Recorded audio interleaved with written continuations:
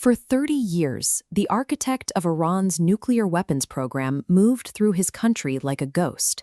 He was protected round the clock by an elite Revolutionary Guard detail, completely shielded from the outside world.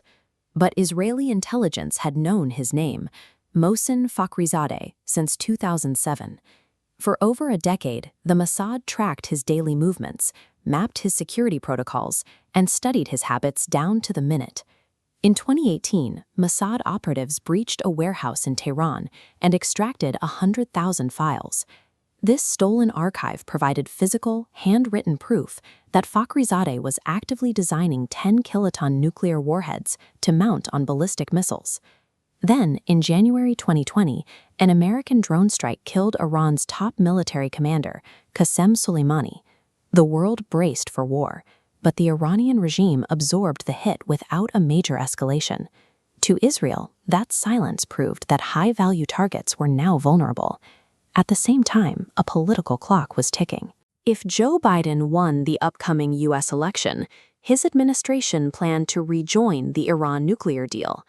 That diplomatic agreement would shield Fakhrizadeh's work, closing the window for an assassination entirely. Recognizing this closing window, Mossad Director Yossi Cohen flew to Washington. He presented his intelligence and the operational plan to American officials. They gave the mission a green light. This diagram shows the true scale of the problem. You are looking at a target deep inside hostile territory.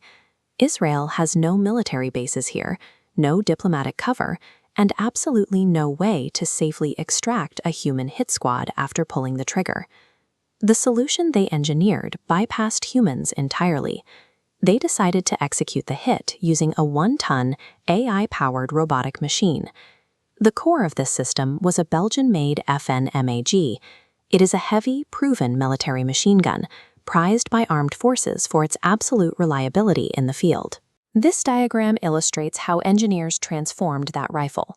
They mounted it onto a complex robotic apparatus, wired it with high-resolution facial recognition cameras, and linked it to a satellite uplink.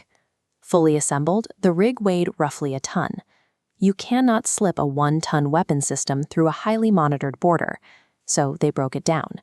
Over 8 months, operatives smuggled every single bolt, lens, and barrel section into the country, piece by piece, using a maze of different routes. Once inside, the weapon was painstakingly reassembled. The Mossad recruited local Iranian citizens to construct this machine, working silently under the constant watch of their own government. The finished sniper platform was hidden in the bed of an ordinary blue Nissan Zamyad pickup truck. Operatives parked it at a specific junction on Fakhrizadeh's regular commute, wired the chassis with explosives, and walked away. While the Revolutionary Guard spent their resources scanning the horizon for foreign spies, they completely missed a massive killing machine built in their own backyard. On Friday, November 27, 2020, Fakhrizadeh ignored fresh warnings from his security detail and drove his personal sedan toward the town of Absard. His car slows down and hits the raised speed bump exactly where the Mossad operatives calculated it would. The sniper is sitting in a secure command center in Israel, 1,600 kilometers away. Firing from another continent introduces severe latency. To guarantee accuracy, an artificial intelligence algorithm calculated the transmission delay and the car's speed, adjusting the aim in real time. The AI scanned through the windshield and locked onto the biometric markers of Fakhrizadeh's face. It was programmed with such precision that it intentionally spared his wife, who was sitting just 25 centimeters away. The operator pulled the trigger.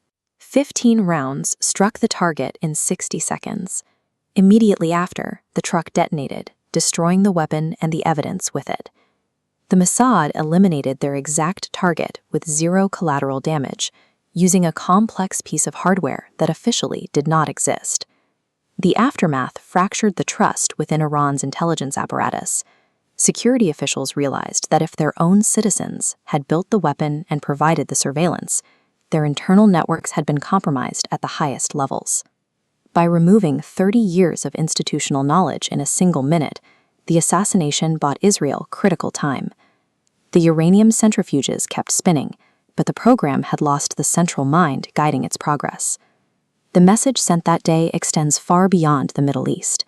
It proved that heavy security details and physical borders no longer guarantee safety against an enemy armed with the right code and extreme patience.